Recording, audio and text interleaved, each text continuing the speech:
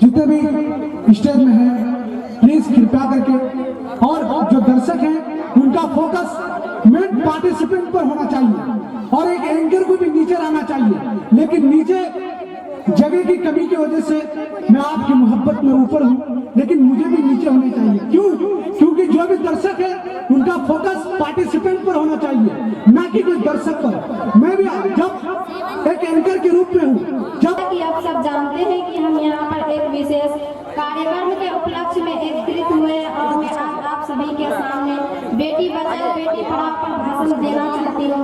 हम सबको पता है कि बेटियां हर घर की जान होती है और उनसे घर सजीव होता है, लेकिन दिन प्रतिदिन हमारे देश में लड़कियों का जन्म स्तर गिरता जा रहा है। इसी घटते हुए लिंगानुपात के कारण और बेटियों को भ्रूण हत्या से बचाने के लिए प्रधानमंत्री श्री नरेंद्र मोदी जी द्वारा 22 जनवरी 2015 को बेटी बचाओ बेटी पढ़ाओ अभियान की शुरुआत की गई थी। इस अभियान का मुख्य उद्देश्य लड़कियों को बचाना और पढ़ा लिखा कर उन्हें आगे बढ़ाना है। इस योजना के लिए सरकार द्वारा मुख्य रूप से 100 जिले चुने गए थे, जिनमें लिंग अनुपात कम था। इस योजना की शुरुआत हरियाणा के पानीपत जिले से की गई थी और योजना का प्रारंभिक बजट 100 करोड़ रुपए था। बेटी बचाओ बेटी पढ़ाओ योजना के अंतर्गत ही सुकन्या समृद्धि योजना चलाई गई थी, जिसके तहत लड़कियों के जन्म के समय का खर्च, उनके स्वास्थ्य, पढ़ाई और शादी का खर्च सरकार देगी। बेटियां देश की आदि शक्ति का निर्माण करती है, इसके बिना देश की कल्पना भी नहीं की जा सकती है और इनके बिना जीवन भी शोभा नहीं है। बेटी जब जन्म लेती है तो बहुत सी भूमिका अदा करती है, कभी बहन बनकर, कभी बेटी बनकर और बड़े होकर पत्नी, माँ और बहू बनकर। यदि वंश को बढ़ाने के लिए लड़के की आवश्यकता है तो उतनी ही आवश्यकता वंश बढ़ाने के लिए लड़की की भी है। बेटी जब जन्म लेगी तभी तो बहुएं घर आएंगे। बेटियां देश की आदि शक्ति का निर्माण करती है, इसके बिना देश की कल्पना भी नहीं की जा सकती और इनके बिना जीवन भी शोभा नहीं है। बेटी जब जन्म लेती है तो बहुत सी भूमिका अदा करती है, कभी बहन बनकर, कभी बेटी बनकर, बड़े होकर पत्नी, माँ और बहू बनकर। यदि वंश को बढ़ाने के लिए लड़की की आवश्यकता है तो उतनी ही आवश्यकता वंश बढ़ाने के लिए लड़की की भी है, क्योंकि बेटी जब जन्म लेगी तभी तो बहुएं घर आएंगे। जय हिंद, जय भारत।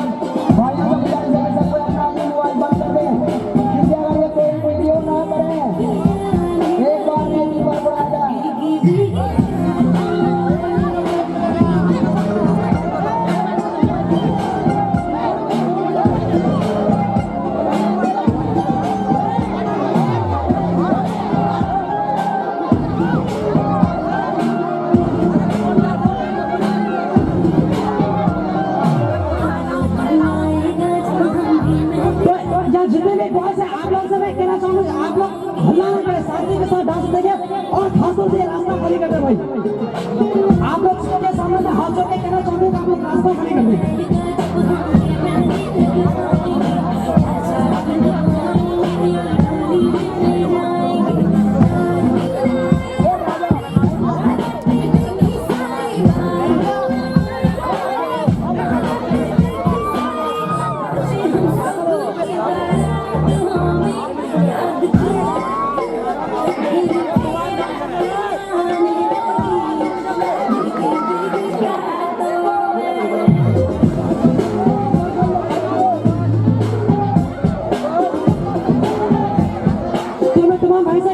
आप लोग मोबाइल फोन का यूज ना करें। ये व्हाट्सएप, फेसबुक पर ये वीडियो में ये अच्छी बात नहीं है। आप लोग से मैं विनती करता हूँ कि आप लोग मोबाइल फोन का यूज ना करें, वीडियो का यूज ना करें। भाई आप लोग से मैं बार बार विनती करना चाहता हूँ, वीडियो ना करें।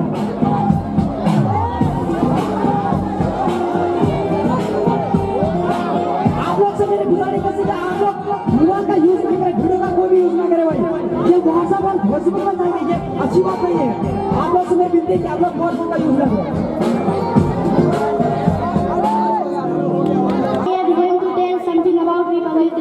Republic of India's constitutions come into effect on Republic Day, January 26, 1950. This date was chosen as it was the anniversary of Pune Swaraj Day, which was held on January 26, 1950. Indian citizens the power to govern themselves by daily labor.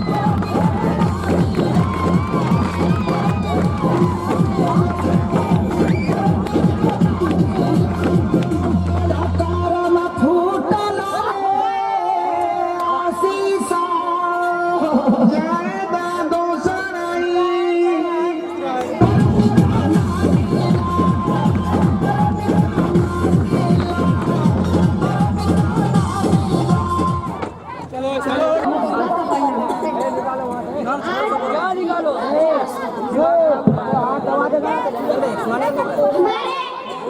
दिवस पर कुछ बोलने के लिए, ऐसा एक महान अवसर देने के लिए मैं आपको धन्यवाद देना चाहूँगी। आज हमारे राष्ट्र के 71वें गणतंत्र दिवस को मनाने के लिए खिचड़ी यहाँ पर एक हम सभी के लिए ये एक महान अवसर देना चाहिए और अपने राष्ट्र की तरक्की के लिए भगवान से दुआ करनी चाहिए कि हर साल सभी जनवरी को मनाते हैं और 1950 से ही लगातार गणतंत्र दिवस मनाते हैं। 26 जनवरी 1950 भारत का संविधान लागू हुआ था। जय हिंद, जय भारत। और भाई सीधे अब जग जाओ, चांद तारों को कह दो अलविदा और प्यारी सी गणतंत्र दिवस को करो सजदा। आदरणीय प्रिंसिपल सर, सभी शिक्षकगण और मेरे प्यारे सहपाठियों को अस्सलाम वालेकुम। मेरी नाम है रेजवी परवीन, मैं कक्षा 8वीं का छात्रा हूँ। मैं आप सबका हार्दिक अभिनंदन करती हूँ। मैं अध्ययन करती हूँ, मैं शिक्षा के महत्व पर भाषण प्रस्तुत कर रही हूँ। हमारे जीवन में शिक्षा बहुत ही आवश्यक है। बड़े बुजुर्गों का कहना है कि अनपढ़ व्यक्ति पशु समान होता है। हमारे जीवन में पढ़ाई का कितना महत्व है ये हम आप सबको आज बताऊंगी। पढ़कर ही हम सही और गलत का फैसला कर सकते हैं। हमें ज्ञान का बोध तभी होगा जब हम पढ़े लिखे होंगे। आजकल बैंक, अस्पताल, रेलवे स्टेशन, एयरपोर्ट कहीं भी जाओ हर जगह पढ़ाई की जरूरत पड़ती है। अब तो टिकट भी अंग्रेजी भाषा में निकलता है। बैंक में पैसा जमा करने और निकालने के लिए फार्म भी हिंदी या अंग्रेजी में भरना पड़ता है। अगर कोई व्यक्ति पढ़ा लिखा नहीं होगा तो वह बैंकिंग सुविधा का लाभ नहीं ले पाएगा। इस तरफ पढ़ाई के बिना सब बेकार है। शिक्षित होने पर ही व्यक्ति सही जीवन बीमा पॉलिसी, अन्य बचत, टैक्स बचत की जानकारी लेकर सही योजना का लाभ उठा सकता है। अनपढ़ व्यक्ति समझ ही नहीं पाएगा कि कौन सा योजना सही है और कौन सी बुरी। जीवन के हर क्षेत्र में पढ़ाई लिखाई जरूरत होती है। उदाहरण के तौर पर अब मोबाइल फोन बहुत ही जरूरी हो गया है। फोन, स्मार्टफोन, टैबलेट में लोगों के नाम सुरक्षित रखे जाते हैं। इसलिए देश में अगर कोई व्यक्ति स्मार्टफोन का इस्तेमाल करना चाहता है तो उसको पढ़ा लिखा होना बेहद जरूरी है। जय हिंद, जय भारत। गुरु ईश्वर से बड़ा होता, पिता अपने गंदे पुराने कपड़े पहनता, परिवार को नए कपड़े देता है पिता। कभी दोस्तों कभी गोरा बन जाता है, मैं रुक जाता हूँ मेरे साथ गिरता है पिता। मेरी मंजिल की सफर में लगा रहता है, मेरी शान, मेरी जान, मेरी सम्मान है पिता। कभी धरती तो कभी आसमान बन जाता है, कांधे में बैठे तो मुझे बुलाता है पिता। जय हिंद, जय भारत।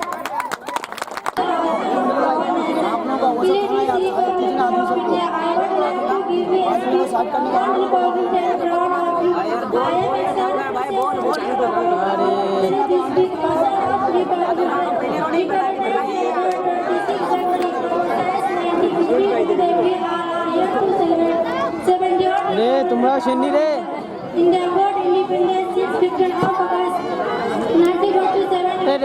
रे As independent and on 26 April 1950, the constitutions of India commit to all civil liberties as republic. Republic is the supreme power of the people living in the country, and the republic has the right elect their representatives, political leaders to lead the country in the right direction. So India is where we people elect president, prime minister, it is our government. हाँ चल ठीक है प्यारे बच्चों, आप सभी को 26 जनवरी यानी गणतंत्र दिवस की हार्दिक शुभकामनाएं। साथियों और प्यारे प्यारे बच्चों, आज का दिन हमारे देश के लिए बहुत ही खास है, क्योंकि हमें आज़ादी तो 1947 में ही मिल गई थी और उनके लगभग 3 साल बाद हमारे इस देश का संविधान लिखा गया। सन 26 जनवरी 1950 को हमारे देश के महापुरुषों ने डॉक्टर भीमराव अंबेडकर, महात्मा गांधी, पंडित जवाहरलाल नेहरू, इन सबों ने मिलकर इस देश की संविधान की रूपरेखा दी और हमारे देश में 26 जनवरी 1950 को संविधान लागू किया गया। क्योंकि हमारा जो ये देश था पहले अंग्रेज की गुलामी था। हमारे देश में अंग्रेज तो व्यापार करने आए थे, लेकिन इस देश में वो एक तरह से राज कर रहे थे और इन्हीं से हमारे महापुरुषों ने वर्षों तक लड़ाई की, अपनी जानें गंवा दी। साथियों, आज का दिन खास है, आज का दिन संविधान का दिन है, इसलिए मैं चाहता हूं आप सबों को इस संविधान के बारे में कुछ बताओ। हमारे संविधान का जो प्रस्तावना है, हमारे कॉन्स्टिट्यूशन का जो प्रियम्बल है, उनकी शुरुआत होती है हम भारत के लोग। हम भारत के लोग का मतलब है कि हम सब लोग, हम भारत के सभी नागरिक, इस देश में जो रहने वाले लोग हैं, इनकी बातें हो रही है। इस संविधान में कुछ ऐसी बातें लिखी गई है जो आप सबों को सुनना बहुत जरूरी है। भैया लोग कहाँ हैं? मैं आप सभी साथियों से कहना चाहता हूँ कि 2-4 शब्द हैं, उनको गौर से सुनने की कोशिश करें, क्योंकि ये बहुत जरूरी है, आपको भी इनकी जानकारी होनी चाहिए। साथियों, इस प्रस्तावना में सबसे पहला जो शब्द है हम भारत के लोग, मतलब हम सभी जो इस देश के नागरिक हैं, इनके बारे में बात हो रही है। उनके बाद संपूर्ण की बात हो रही है, संप्रभु की बात हो रही है। मतलब हमारा जो देश है ये स्वतंत्र है, ये किसी अदर कंट्री, किसी अदर देश के अंडर नहीं आती है, ये हर एक फैसला लेने के लिए स्वतंत्र है। समाजवादी के बारे में हमारा जो संविधान है वो ये कहता है कि इस देश में जो लोग हैं वो समाजवाद है, वो समाजवाद को मानते हैं। धर्मनिरपेक्षता हमारे देश की जो खूबसूरती है, जिसकी वजह से पूरी दुनिया में जाना जाता है, वो धर्मनिरपेक्षता, यानी हमारे देश में किसी खास धर्म को नहीं माना गया है। इस देश में सभी धर्म के लोग रहते हैं, चाहे वो हिंदू हो, चाहे वो मुसलमान हो, चाहे वो सिख हो, चाहे ईसाई हो।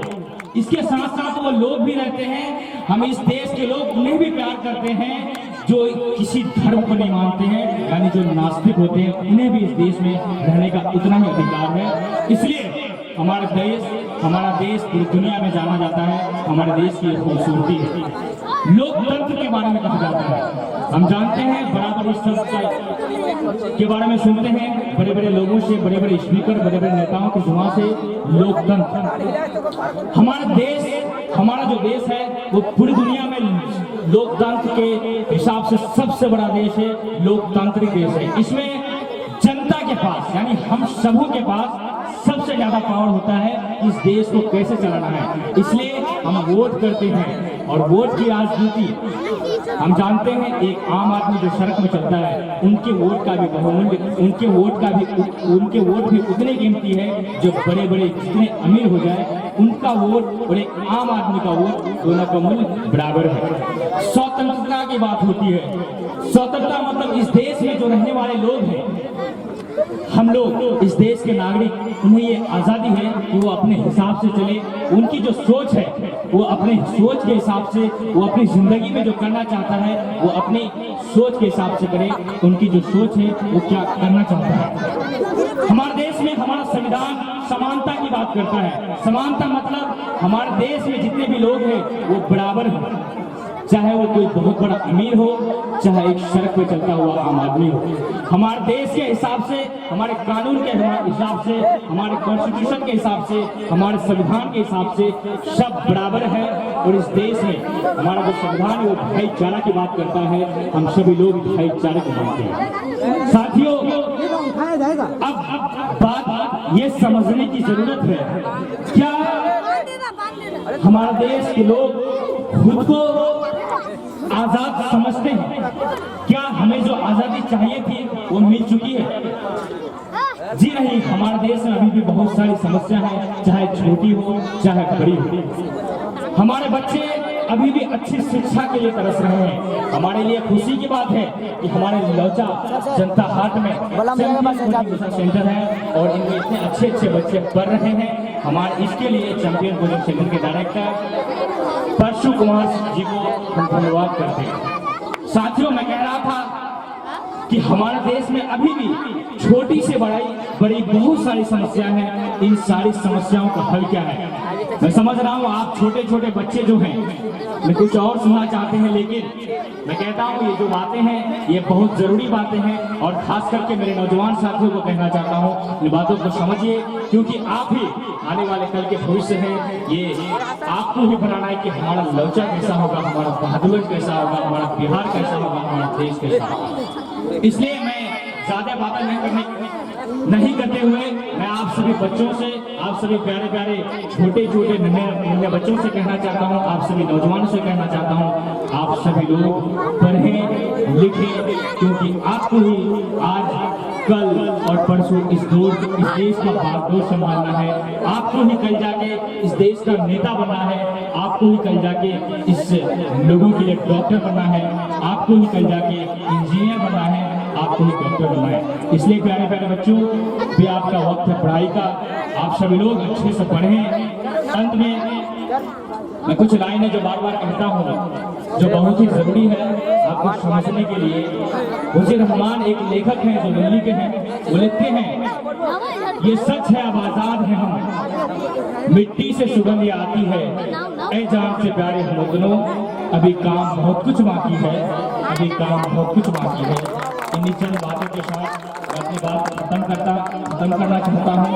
मैं फिर से चैंपियन कोचिंग के डायरेक्टर मेरे छोटे भाई परशु कुमार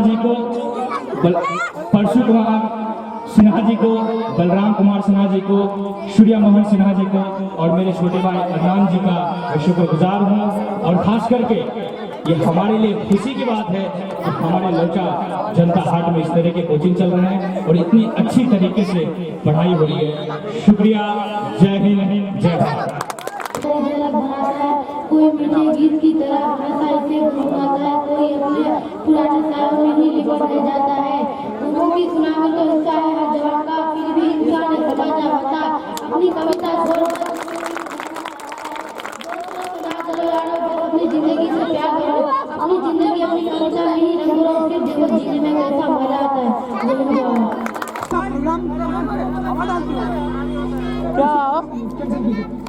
सभी पड़ोसी और अभिभावक का सलाम अलैकुम। मेरे नाम रूबी परवीन है और कक्षा 9 पढ़ती हूँ। जैसे कि हम सभी जानते हैं, अपने राष्ट्र के बेहद खास अवसर पर हम सभी इकट्ठा हुए हैं, जिस गणतंत्र दिवस कहलाते हैं, सबके सामने गणतंत्र दिवस पर भाषण करना चाहते हैं। सबसे पहले मैं अपने क्लास टीचर को धन्यवाद देना चाहूँगा, जिनकी वजह से मुझे अपने चैंपियन कोचिंग सेंटर के मंच पर गणतंत्र दिवस इस महान अवसर पर मेरे प्यारे देशों के बारे में कुछ कहने का सुनहरा मौका प्राप्त हुआ। 15 अगस्त 1947 से ही भारत एक शहीद देश है। 1947 में 15 अगस्त ब्रिटिश शासन से भारत को स्वतंत्रता कराते हुए, जैसे कि हम सभी जानते हैं, अपने राष्ट्र की बेहद खास अवसर पर हम सभी इकट्ठा हुए हैं। जय हिंद, जय भारत। कौन थे? गोपाल कृष्ण गोखले उसके राजनीतिक गुरु थे। महाभारत का पुराना नाम क्या था? जय संहिता उसका पुराना नाम है। ऐसा कौन सा देश है जहाँ एक ही मंदिर है? सऊदी अरब। मंदिर नहीं है। विश्व का ऐसा कौन सा देश है जो आज तक किसी का गुलाम नहीं बना? वो नेपाल है, जो आज तक किसी का गुलाम नहीं रहा।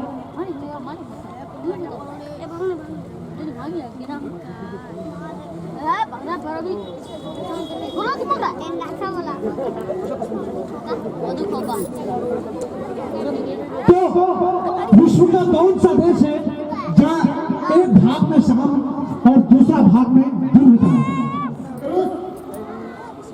विश्व का सबसे बड़ा एयरपोर्ट कौन सा है?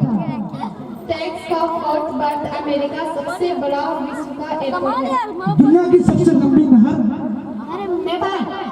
सवेज नहर, जिसकी लंबाई 168 किलोमीटर है।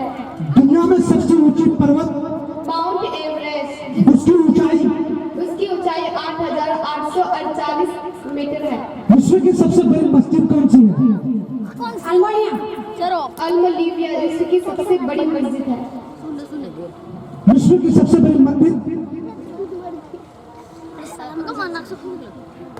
तो अब तक बराबर है। ये कोई आउटिंग क्वेश्चन था।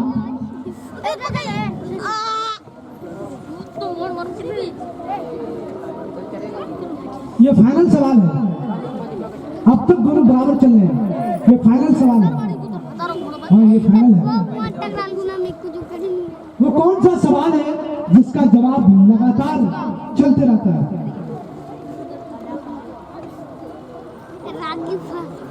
ऑडियंस,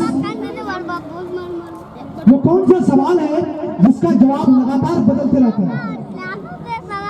कल जिसका जवाब समय समय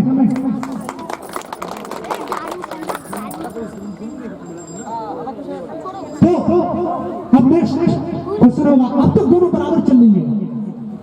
नेक्स्ट क्वेश्चन होगा, बिहार का राज्यपाल कौन है? मुख्यमंत्री श्री नीतीश कुमार। गए काम से भूमिनाथ हार गई। और यहाँ शायद कि मैं जिस परिंदे का प्रचार करते आ रहे हैं वही परिंदा फिर अपने पर को उड़ाते उड़ाते इस स्टेज से नीचे उतर रही है। Miss Sukhiya Nath. Miss I would like to give a speech on Dr. Rajendra Prasad on foreign review. Dr. Rajendra Prasad was the first president of India. He rose up to great heights and to his string of character and inner fluences of head and ear. Dr. Rajendra Prasad on Dr. Rajendra mother was a healthy religious lady. She all wrote a spiritual spirit. Jai Hind। तो आप सभी को अस्सलाम वालेकुम। हम शिक्षा पर भाषण करना चाहते हूँ। मेरे आदरणीय शिक्षक और उसके महत्व के बारे में भाषण देना चाहती हूँ।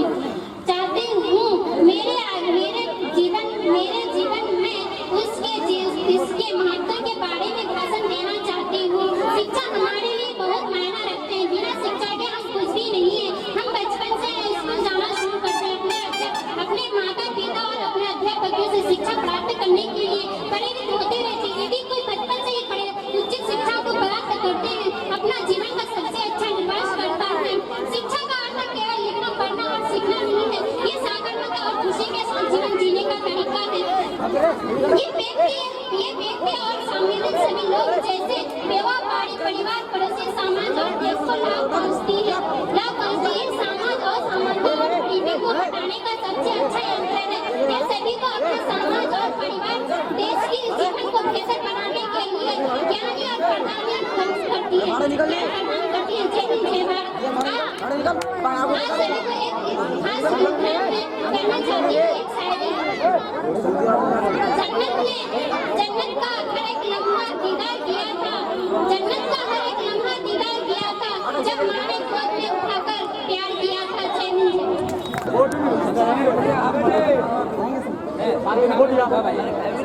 मत इसको सिखा हमको कोई, मत इसको सिखा हमको कोई, मत इसको सिखा हमको कोई, मत इसको सिखा हमको कोई। हम इसको मोहब्बत वाले हैं, हम इसको मोहब्बत वाले हैं। कि मत इसको सिखा हमको कोई, हम इसको मोहब्बत वाले हैं, हम इसको मोहब्बत वाले हैं। कि चाहत में रजा की जीते हैं, चाहत में रजा की जीते हैं। हम आला हजरत वाले हैं। कि चाहत में रजा के जीते हैं, चाहत में रजा के जीते हैं। हम आला हजरत वाले हैं। मिट्टी में मिलाकर रख देंगे, हस्ती को मिटा कर रख देंगे, मिट्टी में मिलाकर रख देंगे, हस्ती को मिटा कर रख देंगे। कि हमसे कभी मत टकराना, हमसे कभी मत टकराना। हम ताज शरीयत वाले हैं, हम ताज शरीयत वाले हैं। क्या हिंदुस्तान में जो अभी मामला जो खराब चल रहे हैं हाल से मैं शेयर कर रहा हूँ कि सारे जहां से अच्छा हिंदू सिता हमारा, सारे जहां से अच्छा हिंदू सिता हमारा। हम बुलबुलें हैं इसके इसकी, यह गुलसिता हमारा, यह गुलसिता हमारा, कि सारे जहां से अच्छा हिंदुसिता हमारा, हम बुलबुल हैं इसकी, यह गुलसिता हमारा, कि मजहब नहीं सिखाता आपस में बैठ रखना, हिंदी है वतन है हिंदुसिता हमारा, हिंदुसिता हमारा, कि जाएंगे नहीं हम पाकिस्तान, जाएंगे नहीं हम पाकिस्तान, अरे जाएंगे नहीं हम पाकिस्तान, ख्वाजा ने दिया है हिंदुस्तान, ख्वाजा ने दिया है हिंदुस्तान, ये मुल्क हमें, ये मुल्क हमें जान से प्यारा, ये मुल्क हमें जान से प्यारा, हम सच्चे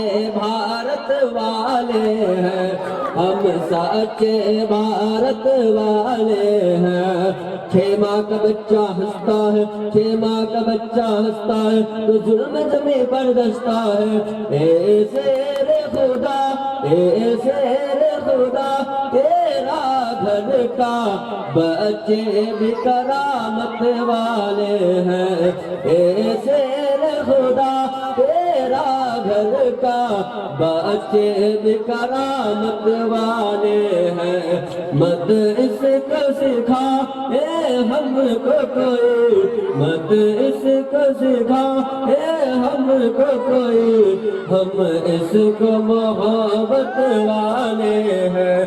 जय हम उन्हें करे रहेंगे, हम उन्हें छुट्टी बनाएंगे, जो लोग हार मान के बैठे, उम्मीद मार के बैठे, हम मुझे दिला को मैं फिर से सजाएंगे, रोको मत आगे बढ़ने दो, आजादी के दीवाने मातृभूमि के सब हम अपना सर बनाएंगे, हम उन वीरों के बच्चे, धूल के पक्के बच्चे, हमने मान उड़ाएंगे, जग में नाम कमाएंगे। जय हिंद, जय भारत। जब आंखें खुले तो धरती हिंदुस्तान की हो, जब आंखें खुले तो धरती हिंदुस्तान की हो, जब आंखें बंद हो तो यादें हिंदुस्तान की हो, हम मर भी जाएंगे तो कोई गम नहीं, लेकिन अरे मरते वक्त मिट्टी हिंदुस्तान की हो, और हम मरते वक्त मिट्टी हिंदुस्तान की हो। जब रिश्ते राह में बदल गए, इंसानियत का दिल बदल गया, अरे मैं पूछ कर हार गया, क्यों मेरा भारत बदल गया। आप लोग ताली नहीं देते, अंगूर के रस को नदी में जिस रहे हैं, तालियां नहीं देते हैं, कंजूस कर रहे हैं। ये नात हम गुनगुनाने लगे, जब कभी नात हम गुनगुनाने लगे, जब कभी नात हम गुनगुनाने लगे,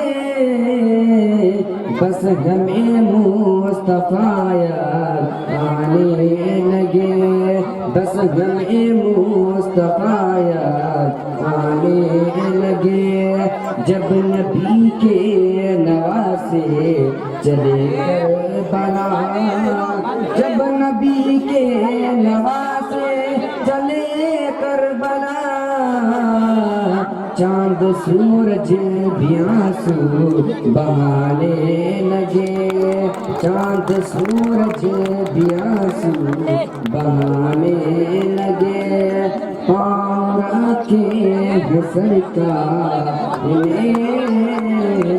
जिस जगह, पाँव रखे सरकार जिस जगह, मेरी मिट्टी वहीं पर ठिकाने लगे, मेरी मिट्टी वहीं पर ठिकाने लगे, मेरे आका जरूरों में घर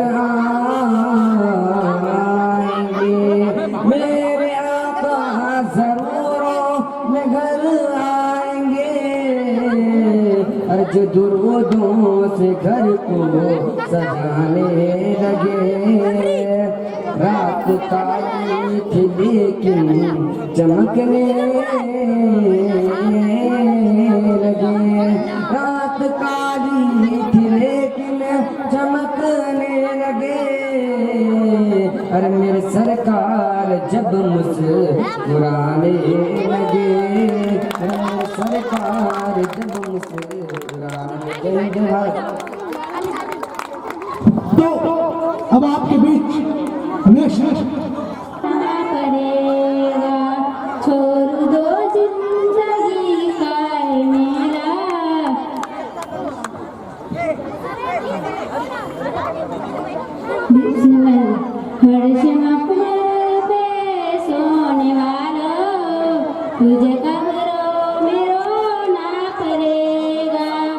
अपनी